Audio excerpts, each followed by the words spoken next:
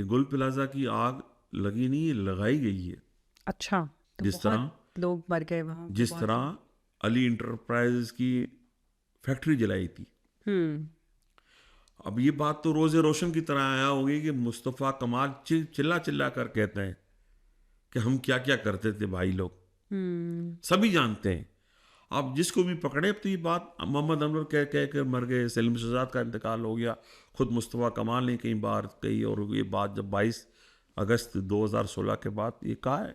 अब हमें पता है कि मंसूबा कौन बनाता था, भत्ता कौन लेता था, ना मिलने पे क्या करते थे। हम्म। अब इसमें 3-4 ऑप्शन है कि रिम्पा प्लाजा, क्योंकि अब चाइना के साथ हमारे ताल्लुकात अच्छे हैं, माल बहुत आ रहा है चाइना से, by sea, by road, by train.